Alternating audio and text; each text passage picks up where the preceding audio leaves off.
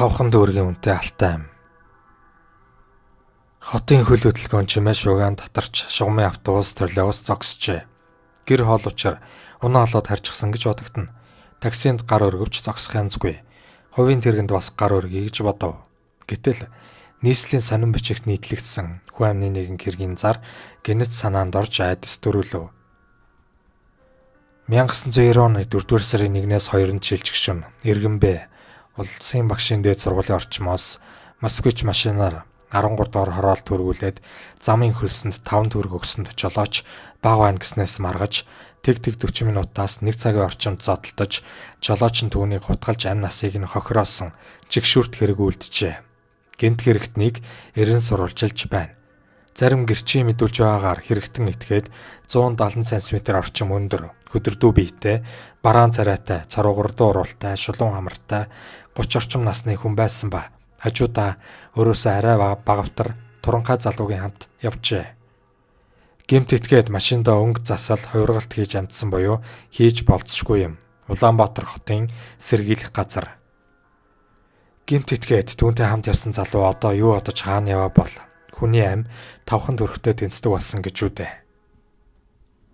Хохирогч өмгөөлөгч авсны учир. Царайн цонх хийж харуусал гунигийн улмөр нүдэнд нь хурсан хижээл насны нэгэн хүн намайг өмгөөлөгчөөр авах хүсэлт гаргасан юм. Энэ хүн 90 цент хүрсэн ууган хүүгээ бусдын гарт эмгэнэлтэйгээр алджээ. Тэрээр болсон хэрэг явдлыг над ярив. Тэр яриа элэг эмтэлж зүрх шимшрүүлсэн юм. Үүнээс ч тэр завгүй боломжгүй гэж хэлж зүрхэлсэнгүй. Хохирогч өмгөөлөгч авах явдал манад бараг гардаггүй. Хууль зүйн ухамсар өндөр хөгжсөн улс орны хувьд бол энэ юртийн зөвлөлтэй. Хохирогчид эрх ашгаа хамгаалуулахыг хүсэх болов. Заримдаа тэд хуулийн байгууллагад итгэл алдахч тохиолдол зөөнгүй байна. Хүн амны гэмт хэрэгтэл гэхэд хэрэгтнүүдийн өөрсдөө хаацалсан өчиг мэдүүлгээр л асуудал шийддэг гэж үзэж байна. Хүний эрх инэрэнгүй ёс гэснээр гэмт хэрэг өдүүлэгчдийн эрх ашгийг түлхүү анхаарч бөөцөлн харин хохирогчийн эрх ашиг тэдний цаана байгаа олон хүмүүсийн эрх ашиг хамгаалтгүй хоцрох явдал гарч байгаа бололтой. Ийм л учраас сүүлийн үед хохирогч арга буюу хууль зүйн нарийн мэргэжлийн тусалцаа авахыг эрмэлздэг болжээ. Хохирогч өнөө үеийн эгэлжирийн залуусын нэг байв. 28 нас хүрэх байсан. 10 жилийн сургуулийг сурлах сайтай дүүргэсэн. Харь газар дээд сургуульд суралцах боломж гарсан боловч эх орондоо политехникийн дээд сургуульд төгссөн. Инженер эдийн засгийн мэргэжил эзэмшсэн. Эхлээд төрийн нэг яаманд мэргэжилтэн дараа нь хорооны нарийн бичгийн даргаараа сонгогдож савхин эдлийн үйлдвэрийн ажилчин залуучуудтай ажилласан. Энэ нь хүнтэй тэр тусмаа залуу хүмүүстэй ажиллах дадлага болжээ. Үйлдвэрийнхээ ахуй хангамж томилогдсон. Хэргийн хавцсанд хохирогчийн ажил зам байдлын тодорхойлт байна. Зарим хэсгээс нь дурдъя.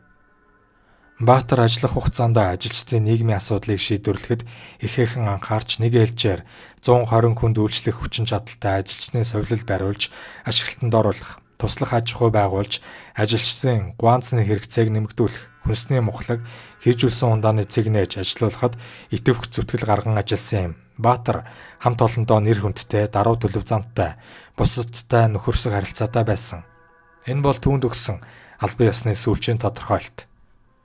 Хохирогч зан суртахууны төлөвшил сайтай байжээ. Их нялхсан төлөө өр хөөхөд хань ижил гэр орондоо зориулах цагаа хугаслаж ирсэн ээж, зарчимч шудраг аавынхын зан чанар түүнд нөлөөлжээ.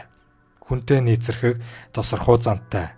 Англи, герман хэл бие дааж оролдоно. Гар сагсан бөмбөг, зэгсэн тоглоно. Дөнгөж ой өнгөрч дэгж дэрүүж аав гэд шулганж яваа хүүтэй хүн. Миний аав яасан юм бэ гэж тэр хүү удахгүй асуух болно. Юу гэж хэлэх вэ? Цэл залуураа ханаа алдсан залуу бүсгүй.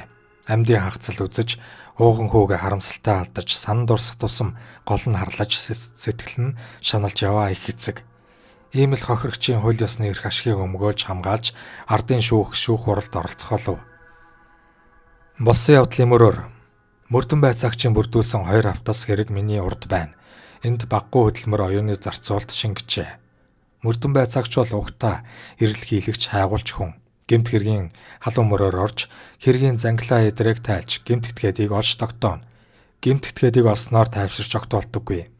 Түүний ярьсан хэлсэн зүйлд туйлширч хөтлөгдөхгүйгээр хамгийн гол нь хэргийг зөв шийдвэрлэхэд ач холбогдол бүхий баримт цуглуулж баримтаар хөтөлбөргүй нотлоход л оршино. Ил хэргийн гэрчүүд хохирогчтой хамт дээд сургуулийн нэг анги дүүргэсэн. Тэднийг Батбаатар, Чимгээ гэдэг орон нутагт ажиллаж амьдарч байгаад саяхан гот орж ирсэн. Хохирогч тэднийхээр очсон. Манайх саяхан шинэ байранд орсон. Та нар манад очиж хоноод ажилдаа шууд явчих гэжээ. Тэд ч зөвшөөрсөн. Ийхүү гурвал замдаа хамт нэг ангид сурж байсан найзынхаараа орсон. Тэд оюутны хөгжөөнд сайхан үе. Ангийн хамт олноо дурсан ярьж, гэрээ эзнээ задлсан архийг хувааж уусан байна. Тэднийхээс харахаар гарч улсын багшийн дээд сургууль хүрчээ. Тэндээс хувийн тэргэнд гар өргөж суусан байна. Тэр машины жолооч түүний зэрэгт сууж авсан залуу хоёрыг Чимгээ сүүлд олон хүний гэрэл зургийн дотроос шууд таньсан юм. Шүүх хурлын шинжилсэн байцаалтын үед Чимгээс ийн асуужээ. Мөнх жаргал Батсайхан хоёрыг яагаад ингэж сайн нүдлөө? Урд нь зүс таних уу гэхэд. Тэр орой анх удаа харсан. Бид машин суусны дараа Баатар 10 төгрөг задлах уу гэсэн юм. Жолооч нөгөө залуу хоёр огт дуураагүй. Харин нөхөр минь задлж өгсөн. Яг энэ үед жолооч залуу хэдэн төгрөг өгөх гээд байгаа юм бэ гэж амар огцом уурлаж асуусан. Тэгтэл түүний царай зүс миний сэтгэлд хоногшиж үлдсэн гэж тэр хариулсан юм. Чимгээ тэднийг үнэхээр сайн нүдэлж авсан аж. Улсын багшийн дээд сургуулийн үе тавиас 13 дугаар хороол хүртэл ганцхан автобусны буудал хэдхэн хором явах газар гэдгийг та бодоод үзэлтэй. Хувийн машины жолоочийг бугаагийн мөнх жаргал гэдэг ажээ. Тэр эрхэлсэн тодорхой ажилгүй байсан. Ах эгч хамаатан саднаасаа мөнгө зээлэн хувийн машин авчээ. Машин техник жолоодох хэрэгээ хасуулсан байж мөнх жаргал тэр орой бензин авахаар явж байх замдаа тэдэнтэй таарлцсан гэж ярьдаг. Замын зохицуулагчид ажилласаа бууж хяналт шалгалтгүй болсон үед сая уяа налдуурсан юм шиг явж мөнгө орлохын хойноос хөөцөлддөг байсан бололтой. Хинээс ахиухан мөнгө авахаач антахгүй болжээ. Хоёул явдаг нь их учиртай. Мөнх жаргалын удаа дараагийн мэдүүлгүүд өөр хоорондоо эрс зөрүүтэй. Зөрүүг мөрдөн байцаагч нарийн гаргаж үндэж чадсангүй. Тэр илэрснээ ойлгож хаашаач болтохын аргагүй болсон үед сэргийлэхтэр өөрөө очижээ. Мөнх жаргал ямар хүн бэ гэдгийг би сайн мэдэхгүй. Түүнд сайн чанар байгааг үгүйсэхгүй. Тэгэхдээ хавтас хэрэг цугларсан баримтууд түүнд итгэх итгэлийг алдагдуулж байгаа юм. Хохирогчтой нас чадсуу энэ залуу сурагчийн хувийн хэрэгээ хуурамчаар үлдсэн. 1981 онд хамгийн нэрэнгүй мэргэжил эзэмшгээр анагаах ухааны дээд сургуульд орсон. 1985 онд жижигээр танхаарч шүүгчийн тогтоолоор 10 хоног баривчлагдах арга хэмжээ авагдсан. Олон цагийн хичээл тасалсан учраас 2 жилийн хугацаагаар үйлдвэрлэлд шилжсэн. Тэр жил танхаарах гэмт хэрэг үлдэж торох ялаар шийдвэрлсэн. 1987 онд эргэж суралцсан боловч бас л олон цагийн хичээл тасалжээ. Үүний улмаас деканатын зөвлөгөөнөөр орох болсон байна. Гэтэл согтуу ирж зүү бусаар авирлаж агсганжээ. Ингээд эмч болоход ганцхан жил дутуу байхад сургуулаас хөөгдсөн. Хүний антом амин чухал эргэтэн хаан байдгийг тэр заалгасан. Шүүх хэмлэгийн шинжээчийн дүгнэлтээс үзэхэд мөнх жаргалын халаасанд байсан хутга балиу сэлбэртэй 21-с 24 см-ийн урт 1.5-аас 2.5 см өргөн нэмгэн төмөртэй хоёр талдаа эрттэй хурц шөвгөр үзүүртэй байлаа. Мөнх жаргал тэр хутгийг хэргийн газар дээр хайсан гэдэг боловч тэндээс олдоогүй. Хутга их гүн нэвтрэн орж хохирогч ганц шүүг хэлж чадсангүй нам онжээ. Хүний аймгэгч шүүдрийн тусал цахилгаан гэлбэлцэх адил игшсэн зурт өгөө болох юм да. Дээд шүүх алдах учиргүй. Шүүх хурлын шинжилсэн байцаалт удтал үргэлжлэв. Шүүх хурлын бүрэлдэхүүний даргалагч нь дунд иргэн насны эмэгтэй. Олон янзын хэрэг учирлыг шүүн тунгааж туршлах суусан нээлт. Хоёр ардын төлөөлөгч нь эдэр насны эрэгтэй эмэгтэй залуус. Үннийг тогтоохын төлөө далд тэмцэл үргэлжилсээр. Цаасан дээр бичсэн хуулиас гадна түүнийг хэрэгжүүлдэг амьд хууль бий. Энэ нь хуульчид тодруулж хэлбэл төрийн нэрийн өмнөөс таслан шийдвэрлэх тогтоол гаргах онцгой эрхтэй шүүгчт юм. Өнөөдөр энэ хуулиас их зүйл шалтгаалж байна. Хуульдаа нийцсэн хөдөлмөрчдийн олонхын санаа бодол тохирсон шударга шийдийг манай хүмүүс шүүхээс хүсэн хүлээж байна. Удаан хүлээлгсэн шүүх бүрэлдэхүүн зөвлөлдөх тасалгаанаас гарч ирэв. Таслан шийдвэрлэх тогтоолоо уншив. Мөнх жаргал нь танхай боломтоор хүний амь насыг хохирохооссон гэж шүүх бүрэлдэхүүнд дүгнжээ. Энэ гэмт хэргийн талаар эрүүгийн хуулийн 86 дугаар зүйлийн бэд заажээ. Хууль уншвал 15 жил хүртэл хугацаагаар хорих буюу цаазаар авах ял тогтоосон байна. Шүүх мөнх жаргалд цаазаар авах ял оногдуулав. Удалгүй улсын дээд шүүхийн эрүүгийн хэрэг эрхэлсэн шүүх коллег энэ хэргийг шүүгдэгч болон түүний өмгөөлөгчийн давж заалтсан гомдлоор хянан хэлэлцсэн юм.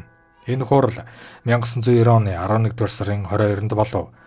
Анхан шатны шүүхийн шийдвэр өөрчлөгдөжээ. Улсын дээд шүүхийн эрүүгийн хэрэг эрхэлсэн шүүх коллегийн 1990 оны 273 тоот магадлалд мөнх жаргалыг ялимгүй шалтгаанаар танхаа балмад сэдэлтээр бусдыг алсан гэх хүндрүүлэх үндслэл тогтоогдоогүй. Харин согтуу хүмүүсийн тарамжгүй харьцаа, үдсэн үг ярианаас үүссэн маргаан, машинаас цаг авч боосон зэргээс шалтгаглан харилцан зодтолдох гэж машинаас бууж барилцсан авсан үедээ карманд байсан хутгаар Баатарын амин чухал эрхтэн тус газар нь хутгалж амь насыг нь санаатаагаар хохироосон гэмт хэргийг үйлдсэн болох нь тогтоогдсон байна гэж заажээ.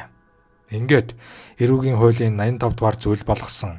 Ил зүйл нь хөнгөрүүлэх шалтгаангүйгээр санаатаа алах гэсэн агуулгатай 15 жил хүртэл хугацаагаар хорхиолтой. Хохирогчийн гомдол тасарсангүй. Ил хэргийн талаар улсын дээд шүүхийн эрүүгийн шүүх коллегийн гаргасан магадлал хуулийн үндэслэлтэй эсхийг хянах, эсэргүүцэл бичих хоёрхан албан тушаалтан бий. Энэ бол улсын дээд шүүхийн дарга улсын ерөнхий прокурор юм. Тэдэнд хандаж хохирогчийн хууль ёсны төлөөлөгч ийм өргөдөл бичжээ. Хууль гажуудуулж гаргасан шийдвэрийг хянаж хэрэв шүүх алдаа гаргасан байвал засаж залруулах хариуцлагатай үргээ та нөхдийг хэрэгжүүлэх байх хэмээн итгэн найдаж горцоор өдийх хүрв. Баггүй ч хугацаа өнгөрлөө. Гэтэл тагчиг арга буюу иргэний хувьд хохирогчийн хувьд та нөхдөд хандаж байна. Хүү минь гэмт этгээдийн хүний мөсгүй, нэнжин сэтгэлгүй зан араншин зориуд бэлтгэн авч явсан аимшигт мэсэнд орь залуу амь насаа харамсалтай алдаж их эцэг төрөл төрөсөд хань ижил үр хүүхэд хамт олонныхоо сэтгэлийг шимшрүүлж юугаарч нөхөшгүй хохирол учирсан. Гэтэл улсын дээд шүүхийн эрүүгийн хэрэг эрхэлсэн шүүх коллег хэргийг хянаад гаргасан шийд бидний гайхлыг төрүүллээ. Амь насны хохирсон талийгаач хүүг минь буруутай гэж үзв. Алуурч итгээд ямар нэгэн хүндрүүлэх шалтгаангүйгээр хүн алсан болж зөвдөв. Анхан шатны шүүх дээд хэмжээ өгөх ёсгүй байсан хэрэгт цаазаар авах ял оноосон алдаатай шийдвэр гаргасан болов. Улсын дээд шүүхийн эрүүгийн хэрэг эрхэлсэн шүүх коллегийн магадлалын агуулга ухтаа алуурч амьд явах хэрэгтэй. Хохирсны хох гэсэн утга санаа бидэнд төрүүлв. Амийг амиар сольж цусан үшээ авах бодол санаа хохирогч бидэнд огт байхгүй. Харин манайд байгаа хууль яагаад хэрэгжихгүй байна? Хүний амьд мэнд аж төрөх эрхэнд баталгаа байна уу? Хохирогчдын эрх ашиг гаргуундаа байсаар байх уу?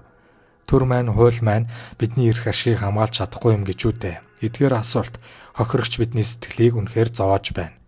Төрийн хуулийн жолоог атгсан та нөхдөд итгэн найдаж, шат алгасан төрийн эзэн ерөнхийлөгчөө хилээлгүй хуулийн заалтыг хүндэтгсэнийг минь болгооно. Улаанбаатар, Октябрийн дүүргийн 33 дугаар хорооны иргэн 13 дугаар байр 85 тоотод оршин суугч Бадарчин Мижид орж. Хохирогчд өргөдлийнхөө хариуг хүлээсээр, гэмт хэргийн өсөлт бүхний сэтгэлийг түгшээсээр хатуу зэсэг төр тогтоохыг хүмүүс шаардаж байна. Үүнийг ардчлал эрхчлөөг богдуулах гэсэн санаа гэж үзвэл их эхэн учир дутагдaltaй болох юм. Хуулиа дэдлэн биелүүлж, хуулийн хүрээнд хүн бүхэн ажиллаж амьдрах нь чухал байна. Хүн төрлөختөн нийгмийн амьдралыг зохицуулагч олон хэрэгсэл бий болгосон боловч одоо хүртэл хууль шиг өр нөлөө далайстай хэрэглэлүүр алга байна. Энэ учраас хаана хуулиа дэдлэн хэрэгжүүлэхгүй бол Монгол орноо сэргээн мандуулах санаа хоосон мөрөөдөл болж болцсошгүй.